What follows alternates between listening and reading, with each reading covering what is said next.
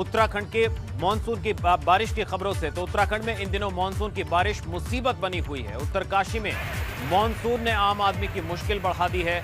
सीमांत बंगाल इलाके में कुछ लोग उफनती नदी को पार करते दिखे। दरअसल नदी पर पुल नहीं है, जिस वजह से नदी के पार जाने के लिए कोई विकल्प नहीं बचता है। इसीलिए लोग इसी तरह से उफनती नदी को जान जोखिम में डालकर पार करते नजर आ रहे हैं। तो पानी का तेज बहाव और कभी भी कोई बड़ा हादसा यहां पर हो सकता है, लेकिन पुल ना होने के चलते लोग जान जोखिम में डालकर इसी तरह नदी को पार कर रहे हैं।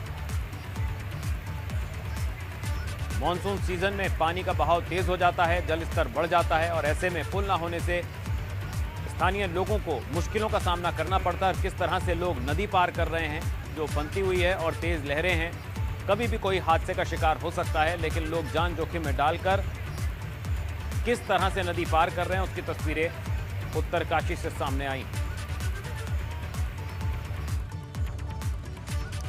वहीं पिछले हफ्ते से हो रही बारिश ने आपदा के साथ कई पुराने जख्मों को भी हरा कर दिया है। ऐसी ही तस्वीरें आपदा में प्रभावित हुए सीमांत तहसील मोरी के बंगाण क्षेत्र से सामने आई हैं, जहां दुचाणु और किराणु गांव के लोग आज भी उफनते नाले को पैदल ही पार करने को मजबूर हैं। दरअसल 2019 में आराकोट बंगाण क्षेत्र में आए जल प्रलय से सड़क से लेकर पुल तक बह गए थे, जो आज तक नहीं बन पाए हैं। मजबूरी में जान जोखिम में डालकर ग्रामीण लाठी डंडों के सहारे एक दूसरे का हाथ पकड़े गदेरे को पार कर रहे हैं। ऐसे में कभी भी कोई अनहोनी हो सकती है, हादसा हो सकता है।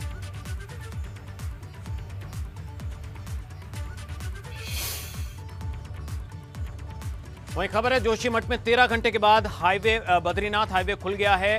पांडुकेश्वर और लामबगड़ में हाईवे पर गिरा था मलबा, तो बरसाती नाले में उफान की वजह से बढ़ी परेशानी। बीआरओ ने कड़ी मशक्कत के बाद हाईवे को खोला।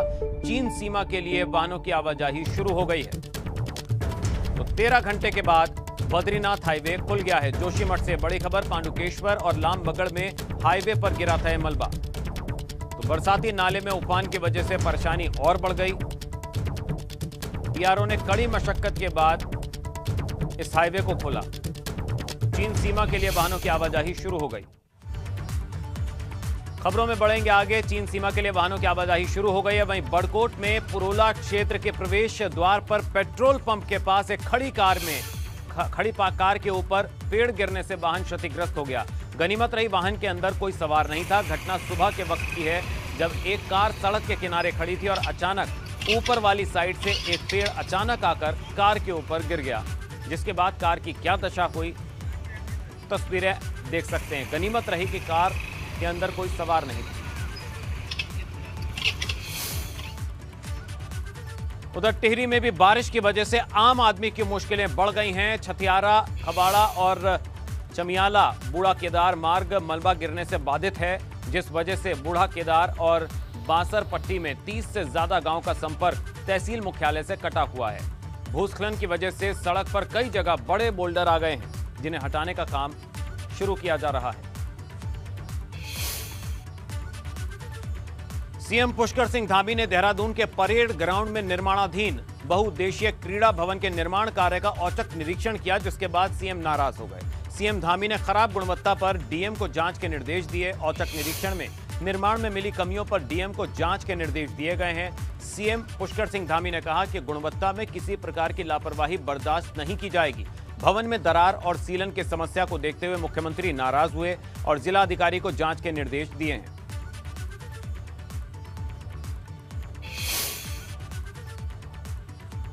देहरादून में एबीपी गंगा के महाधिवेशन के दौरान सीएम पुष्कर सिंह धामी भी पहुंचे। सीएम धामी से खास बातचीत की एबीपी गंगा के संपादक रोहित सावल ने।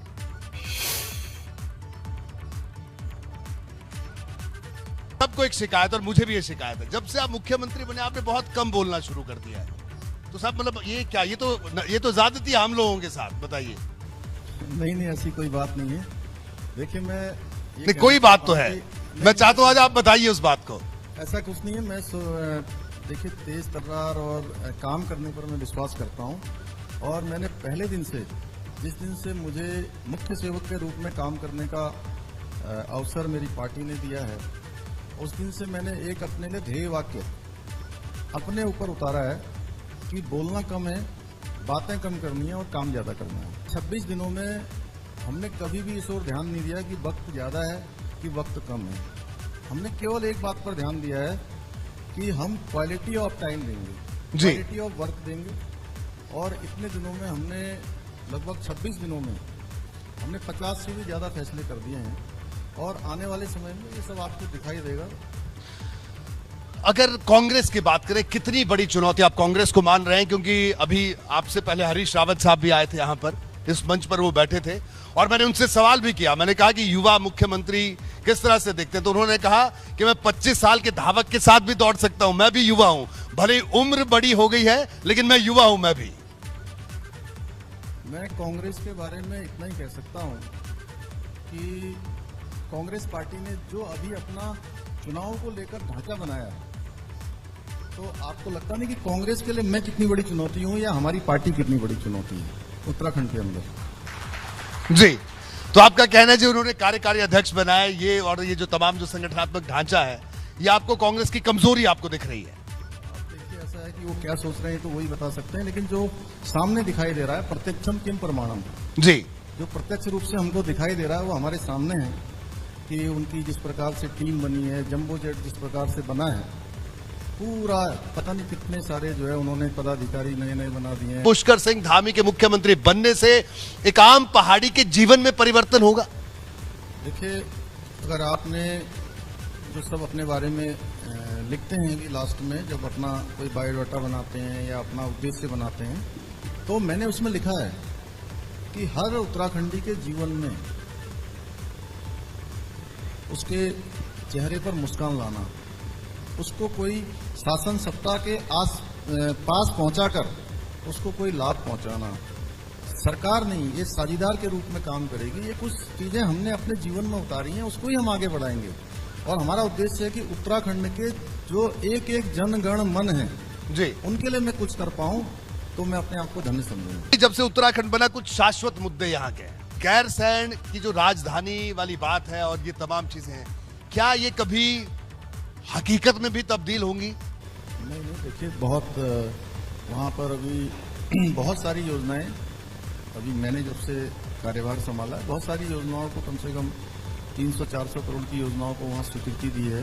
उससे पहले बहुत सारे काम चल रहे हैं। गैरसैंण में इतना बड़ा विधान भवन बन गया है, ग्रीष्मकालीन राजधानी वहाँ घोषित हो गई है और आगे भी जो है जो वहाँ पर जरूरत होगी, जो आवश्यकताएं होंगी, उसको सरकार करने वाली है, क्योंकि गैरसैंण सबकी एक, मैं कहूँ कि मनोभावनाओं का केंद्र है। शासन जो चलता है वो प्रशासन से चलता है, और आपने कि अगर हम ब्यूरोक्रेसी की बात करें, आपकी जो ब्यूरोक्रेसी की टीम है, कि आपको लगता है कि इस वक्त में, जिस वक्त को मैंने कहा कि वक्त कम है, जिस वक्त को आप कह रहे हैं कि वक्त बहुत है, वो आपका पर्सपेक्टिव है, मेरा अलग पर्सपेक्टिव है, लेकिन आपको लगता है कि वो आपकी टीम, आपकी जो ब्यूरोक्रेसी की टीम है, वो उसको डिलीवर कर पाएगी? अब 10 बजे से लेकर 12 बजे तक जनता के और उन प्रतिनिधियों को मिलने के लिए हर अधिकारी अपने दफ्तर पर बैठेंगे 10 से 12 उसकी सुनवाई होगी।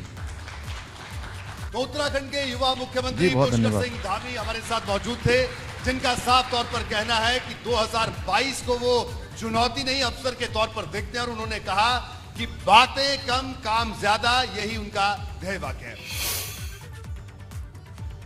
देवस्थानम बोर्ड उत्तराखंड में इस समय बड़ा मसला है। एबीपी गंगा के देहरादून महाधिवेशन के दौरान मुख्यमंत्री ने कहा कि सरकार पुरोहितों के हक में हक हकूकों का पूरा ध्यान रखेगी।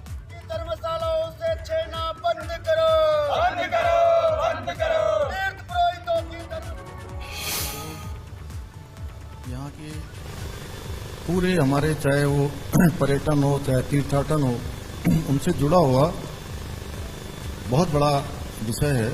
उसको लेकर मैंने सभी से बात की है। मेरे से पंडे मिले हैं, पुजारी मिले हैं, हक हकूकधारी मिले हैं, रावल मिले हैं, उसके कार्य क्षेत्र में आने वाले जी, सभी लोगों से मैंने चर्चा की है। सब लोगों ने अपनी अपनी बातें बताई हैं। उन सबको ध्यान में रख के सरकार ने, हमने फैसला किया है कि किसी के भी हित हम उसमें प्रभावित नहीं होने देंगे और सभी से बात करेंगे। जो हक हकूकधारी हैं, पंडे हैं, रावल हैं और चार धाम मैं जिनको भी लगता है कि चारधाम यात्रा देवस्थानम बोर्ड बनने से उन पर कोई प्रभाव पड़ा है, प्रतिकूल प्रभाव पड़ा है, तो उसके लिए हमने एक उच्च स्तरीय कमेटी बना दी है और वो उच्च स्तरीय कमेटी जल्दी ही अपना काम करना शुरू करेगी। उधर आम आदमी पार्टी के प्रदेश प्रभारी दिनेश मोहनिया ने कहा कि देवस्थानम बोर्ड बनाने के पीछे भाजपा की मंशा साफ नहीं है। दिनेश मोहनिया ने आरोप लगाया कि भाजपा सरकार की नजर मंदिरों में चढ़ने वाले चंदे पर है। हमारा ये मानना है कि देवस्थानम बोर्ड के माध्यम से भारतीय जनता पार्टी की जो सरकार है ये केवल मंदिरों पर कब्जा करने का प्रयास कर रही है। इन मंदिरों के ऊपर कंट्रोल लेके जो उस पर चंदा आता है उस चंदे के ऊपर की नज़र है। और ये इनका इतिहास रहा है कि जहाँ पर भी धार्मिक आयोजन हुए हैं या मंदिरों की निर्माण की बात हुई है, ये हम अयोध्या से लेके और इस देवस्थानम बोर्ड तक देख रहे हैं कि लगातार चंदे की जो घपलेबाजी है ये भारतीय जनता पार्टी का इतिहास रहा है। उसी की एक कड़ी में उन्होंने देवस्थानम बोर्ड बनाया है और हम इसका पुरजोर विरोध करते हैं। और हमारा ये मानना है कि जो भी वहाँ के हकूकदारी हैं उनका जो हक है वो लगातार बने रहना चाहिए और जिस तरह की परंपराएं अभी तक हमारे इस प्रदेश में रही हैं वो सारी परंपराएं भी इन मंदिरों में लगातार रहनी चाहिए। वहीं आम आदमी पार्टी पहाड़ पर अपनी किस्मत आजमा रही है। कर्नल अजय कोठियाल इस समय उत्तराखंड में आम आदमी पार्टी का सबसे बड़ा चेहरा है, मगर भाजपा कोठियाल को चैलेंज नहीं मान रही। राजनीति भी सैनिकों के इर्द गिर्द आने लगे और खासतौर से अगर हम आम आदमी पार्टी की बात करें तो कर्नल अजय कोठियाल को चेहरा अभी तक बनाया जा रहा है। हालांकि मुख्यमंत्री का चेहरा वो प्रत्याशी के तौर पर घोषित होंगे या नहीं होंगे, लेकिन अगर एक सैनिक या और कुछ सैनिक इस पटल पर आते हैं चुनाव के, तो आपको लगता है कि ये जो लड़ाई होगी इससे कहीं आम आदमी पार्टी को फायदा मिलेगा या नहीं मिलेगा? अब देखिए, वहां तो एक कर्नल है, यहाँ तो जनरलों की फौज है और गणेश जोशी जैसे लाखों सिपाही यहाँ पर है, तो बेचारा एक कर्नल क्या करेगा? और जिस पार्टी का मुखिया, अगर आपको ध्यान होगा, जब सर्जिकल स्ट्राइक हुई थी यही केजरीवाल था, इसने कहा था कि पहले तो इसने पुलवामा पर सवाल किया था, इसने कहा था कि पुलवामा हुआ नहीं, ये कराया गया। उसके बाद जब भारत की सेना ने पीओके के अंदर जाकर पाकिस्तानियों को मारा तो भी उसके सबूत मांग रहा था। ये तो राष्ट्रभक्तों की भूमि है भाई, देशभक्तों की भूमि है, वीरों की भूमि है, यहाँ उनकी दाल गलने वाले नहीं है। एक कर्नल क्या कई कर्नल आ जाए, कुछ होने वाला नहीं। तो भाजपा ने आम आदमी पार्टी पर प्रहार किया है, मगर आम आदमी पार्टी नेता अजय कोठियाल इसका किस तरह से जवाब दे रहे हैं, चलिए ये भी आपको दिखाते हैं।